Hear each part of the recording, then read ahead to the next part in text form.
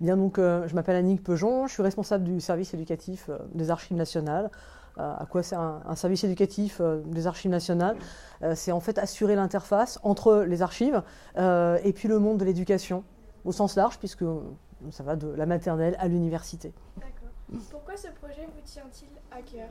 Le projet Testament de Poilu. Oui.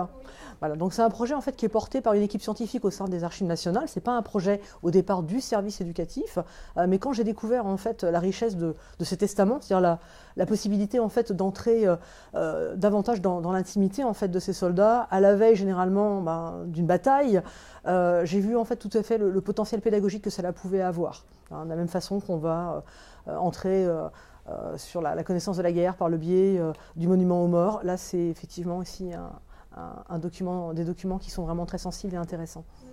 Êtes-vous fier de ce que vous avez créé? On est toujours content de ce qu'on a créé. Après, on est encore plus content en fait quand on s'aperçoit que les élèves s'en emparent, que les enseignants sont contents de voir leurs élèves s'en emparer. C'est surtout ça notre fierté. D'accord. Avez-vous trouvé un testament plus intéressant que les autres et pourquoi? Alors, les testaments sont très très très différents pour ceux que j'ai pu voir, mais pour l'instant, en fait, on est donc sur une description en fait collaborative de ces testaments. Le travail est en cours. Notre travail après pédagogique va venir dans un second temps. Donc, ce qui nous a frappé effectivement, c'est à la fois parfois la simplicité de ce testament. Qui témoigne voilà, de tous les sentiments que vous pouvez, de tous les sentiments qu'on peut produire, et puis d'autres effectivement qui sont très structurés.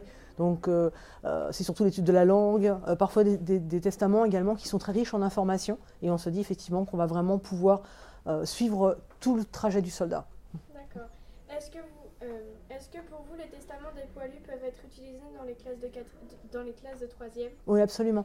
Alors, à deux titres, c'est-à-dire qu'il y a les testaments avec en fait le testament qui est déjà transcrit, mais on a aussi l'idée de mettre au travail. Alors, bien sûr, ça va dépendre aussi de l'application de la classe, du projet de l'enseignant, mais de mettre en fait au travail directement sur le travail de transcription. C'est-à-dire que se retrouver effectivement face aux documents et devoir faire un travail d'historien qui est effectivement lever les obstacles de l'écriture, de la langue, ça fait partie aussi du travail d'historien, et c'est intéressant que les élèves puissent s'en emparer. Et le plus jeune, c'est bien. Au plus jeune, c'est bien. Merci d'avoir répondu à nos questions. Et je vous en prie.